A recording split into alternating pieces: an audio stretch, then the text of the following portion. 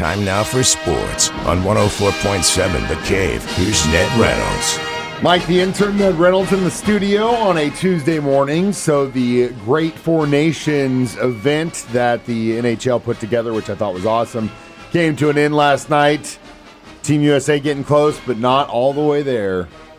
Well, the interesting thing about it is, that was the regularly scheduled part of it. Now, the championship is set for Thursday, and the USA and all it's four nations. It's called the Four Nations Face-Off.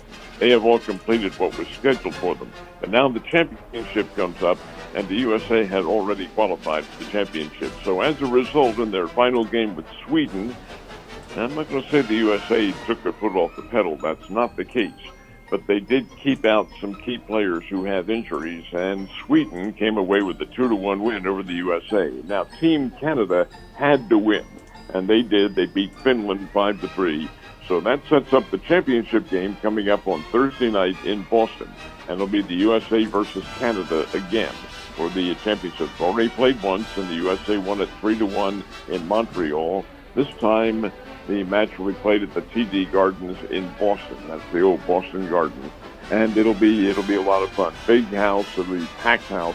This is a really interesting concept too. I like what they've done. It certainly beats all of the other All-Star games. Maybe the baseball All-Star game still has some flavor to it, but all the others are really virtually meaningless. This one is not. This is the Four Nations face-off with one nation not competing, and that's Russia. They were not invited because of the war in Ukraine. But the USA, Finland, Sweden, and Canada all involved in this. These are the nation's players. Many of them play for the same team in the National Hockey League, but they're all representing their countries, and it's pretty fierce competition. Last night, Sweden 2, USA 1, but the USA had already qualified for the title, so they'll play Canada on Thursday night. Well, once the NBA gets their stuff together, they can have a 4 or 5 nations face-off too. Until that time, they're still doing the All-Star thing. But we did have a 3-time dunk contest winner, didn't we? That's Mac McClung. This is really interesting because Mac McClung does play in the NBA. He's not a big star. He's kind of a bit player, kind of fluctuates between the NBA and the G League and all that. He's a kid.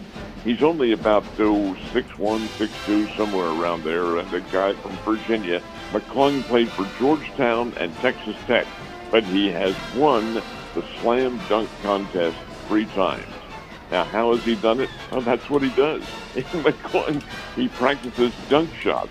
Now, the guy's a good player, but not a great player by any stretch of the imagination. But he can dunk, and he dunked over a car, I think, to win the championship. Dunked over several players. It's just one of these unusually skilled individuals who's been able to leap high and perform acrobatics in midair. It really is an interesting story. Mac McClung, and he's a 3-time NBA dunk champion. That is right. Yeah, and again, kids, this is a lesson for you. Even if you can't be good at everything, find that one thing you can be good at and exploit that. And this guy is an example of that. Now, when are these leagues actually going to get back to the regular season? They begin Saturday. The NBA, of course, the NBA All-Star Game was last weekend, so they'll kind of get back into practice sessions again and then start going at it the latter part of this week and into this weekend. And the National Hockey League is the same way. They've had this Four Nations Cup. Most of the players are off. They're sitting back and relaxing or going through drills or whatever, but they'll get back into action on Saturday as well. So, the little vacation for them is coming to an end, and then it's back to regular season play, all culminating with the championships, the NBA championships, and the Stanley Cup in hockey. And that'll be going on as the spring comes in. Hear that, gang? Spring, it's closing in, we hope. So it's hard to believe that just a few hours south of where we are right now, there are people out in the field playing baseball. Yeah, that is right. The Major League Baseball spring training camps underway. They were allowed to begin full workouts yesterday. They did.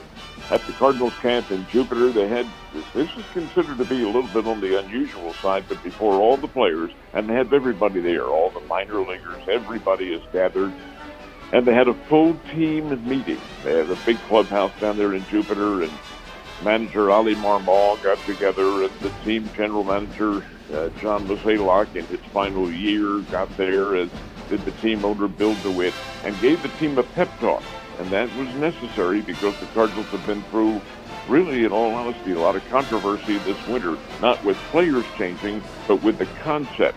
The Cardinals say, hey, we're in a rebuilding mode, and that's what we're going to try to do. Well, the owners of the team and the managers of the team all said, yeah, that may be, but we're going out to win. And they do have Nolan Arenado in camp, and he is wearing a Cardinals uniform, at least for the time being. So that concept of it did go on. Now, out in Kansas City, actually in Surprise, Arizona, the Kansas City Royals extended the contract of their general manager, J.J. Piccolo, and extended him through 2030, and they gave the team manager a little bit of an extension too. They picked up his, what they call the option, and with Matt Cafaro, they picked up the option through 2026. Royals are pretty good, folks. They're going to have a nice little baseball team. May not necessarily be a championship team right away, but they're going to be okay. And again, that just means we're getting closer and closer to the start of baseball. But before that, got to finish up the college basketball season. We got about a month left of that before we get into conference, and then, of course, the big dance in the middle of next month. Where are we sitting as far as the top 10? Well, the rankings are pretty good. Back with the men, Bruce Pearl's Auburn Tigers continue to be number one in the Associated Press college ranking. Associated Press is considered to be the beacon for the top teams in the country. Now, the teams have decided out of the court, but Auburn they're pretty doggone good. Number two, Alabama over the weekend, and Auburn beat them up pretty good. So there's a new number two team, and that is Florida, followed by Duke, which did win last night, Alabama, Houston, and Tennessee. Missouri is now number 15 in the nation, and Mizzou, which will play Alabama tomorrow night in Columbia. Mizzou's a dark horse. They get into that tournament and they could do some real damage. They're a pretty good basketball team.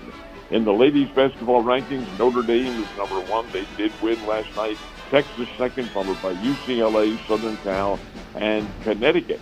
And Connecticut, Gino Auriemma's team rises one more notch in the rankings after blasting national champion South Carolina on Sunday. So, yeah, we do have some pretty good action going. Absolutely do. Any key games last night? Well, there were a couple of them. Keep in mind now, University of Utah is now in the Big 12 Conference. This is they're completing their first year in. So they have kind of an unusual schedule in which KU and K-State, who are traveling partners, play in Salt Lake City within 48 hours of each other. Utah beat KU out in Salt Lake City on Saturday. Last night they played Kansas State, K-State, and Utah won it again, 74-69. That home court they have up there, the Huntsman Center, is pretty doggone good. So they've got a win. That was Utah over Kansas State. Duke, which is number three, I should say, defeated Virginia 80-62. And in a most unusual Missouri Valley Conference game, Missouri Valley doesn't usually play on Monday night, but they did last night with Northern Iowa beating Murray State 74-67. The game was to have been played Sunday in Murray, Kentucky, but they had power outages. So the game was moved to Nashville, and they played it last night. Ned, you have a wonderful, safe, and warm day, and I'll see you tomorrow.